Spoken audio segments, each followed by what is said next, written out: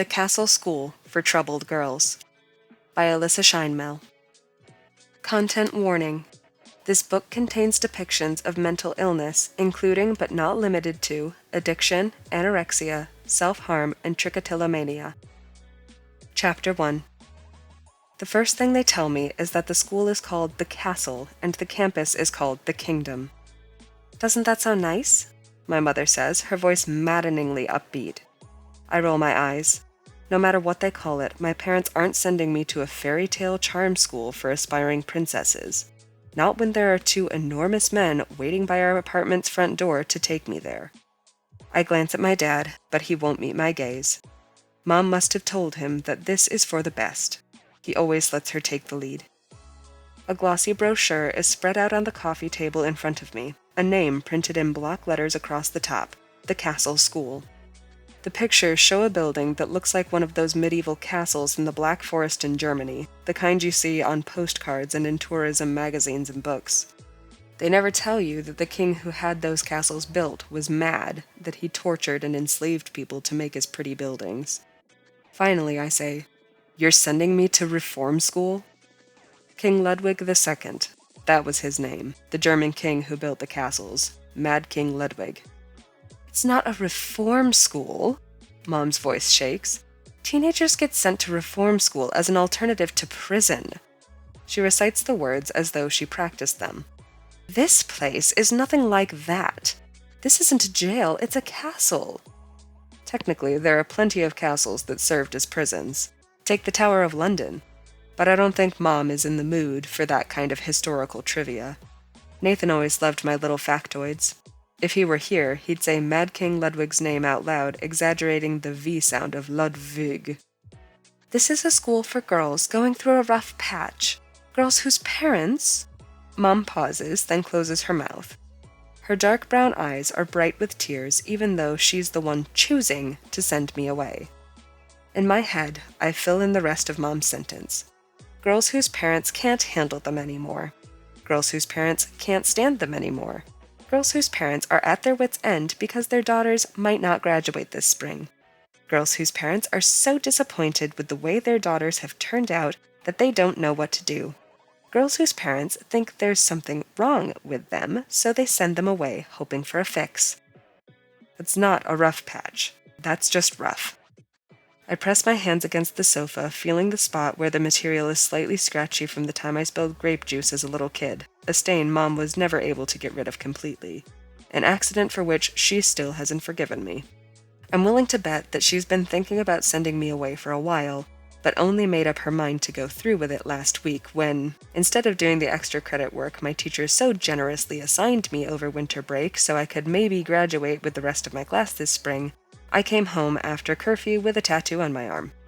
Well, not that night exactly. I was able to hide the tattoo for the first few days. I'd originally wanted to get a line from my left index finger to my heart because my grandmother once told me that traditionally Jewish women wear their wedding rings on their index finger. She said she chose to wear hers on her left index finger because she believed that finger was the beginning of a direct line to her heart. The tattoo I'd imagined going up my arm and across my chest would have been a symbol of the space my best friend took up inside my heart.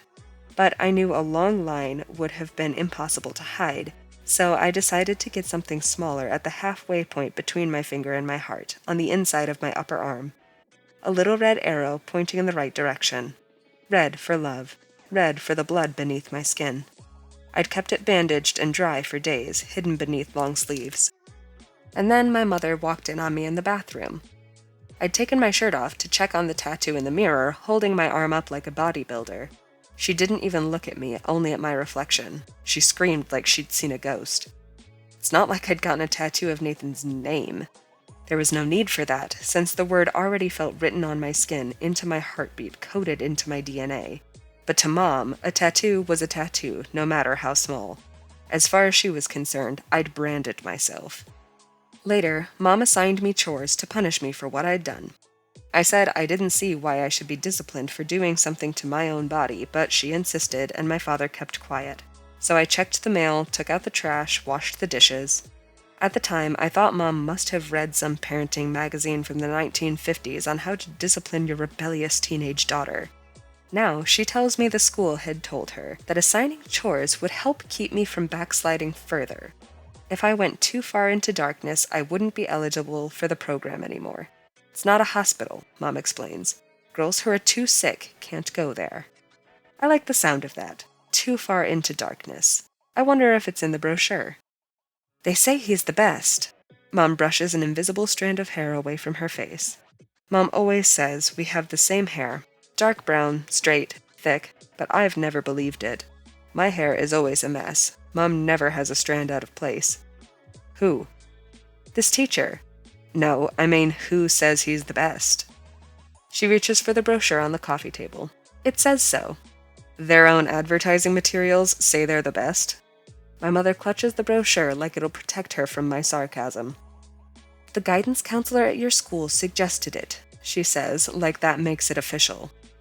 The food is all organic. You'll be out of the city, breathing fresh air. You'll have space to recover there. One of the men by the door tells me to pack my bag. He mispronounces my name. Moira, not Mora, I correct him. If my parents had ever met this man before, they'd have told him my name. Which means they're about to send me off into the wilderness with a stranger to a place they've never seen in real life. I take a drink from the water bottle I keep close by at all times, hooked onto my backpack, my jeans, my wrist. I drink until the water pushes everything back down. The lump in my throat, any food working its way around my belly, the bile I taste in the back of my mouth.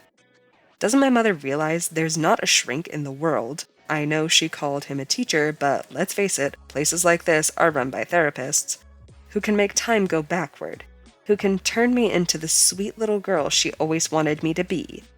The shrink would have to turn back time all the way to before my birth. He'd have to switch things around in utero. Maybe that's why they call them shrinks. Mom wants someone who will shrink me down to nothing. When I was little, like a lot of only children, I asked my parents for a sibling.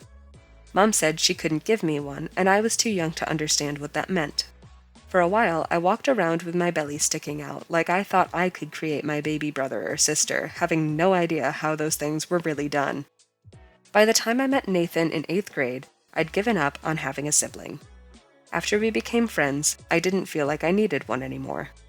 Moira, the man by the door repeats, mocking me by over-enunciating. I check Mom's face for a sign of hesitation about sending me away with a man who can't say my name properly, but she looks as determined as ever, and Dad's still avoiding eye contact. Once Mom makes up her mind about something, there's no changing it, and she's clearly made up her mind about me. What kind of parents punish their daughter because her best friend died? Just Moira will do, thanks, I say standing. The man and his companion bend their legs into a crouch as if bracing themselves for impact. There's nothing to be gained by trying to run. One of the men holds up his hands to block me, even though I'm at least 6 feet away from him. He bends and straightens his fingers.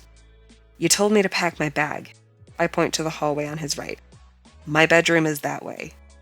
I can't help but think, as I walk past him, that he's a little bit disappointed. Surely his job is a lot more interesting when someone tries to make a break for it. Maybe I should try to escape. But how? There are 2 bodyguards between me and the front door, and we live on the 7th floor of our apartment building. It's not like I can climb out the window and shimmy down the drain pipe. And if Nathan were here, he'd reasonably point out that I'll either be under my mother's thumb here or under some quack's thumb at this special school. I can hear his voice saying, "What difference does it make?" So I start packing. Mom cries when I leave. Again, I am tempted to point out that she's the one sending me away. Dad hangs back. For a second, I think he's going to shake my hand like I'm a business associate or something, but he ends up sort of patting my back. Mom presses her wet face against my dry one in lieu of an actual hug or kiss. Physical affection doesn't come easily to her. Even when I was little, she didn't like me to sit on her lap or bury my face in her neck the way other little girls did with their moms. Mom is nothing like Nathan's parents. They hugged me the first time they met me. You'll see, Mom says, pulling her face away. When you get back, you'll feel better. You haven't been yourself since Nathan. She doesn't say, since Nathan died. She never does. She's big on euphemisms, like calling the literal fortress you're sending your daughter to a school. When you get back, all of this will feel completely different, you'll see. All of what? I think, but don't say.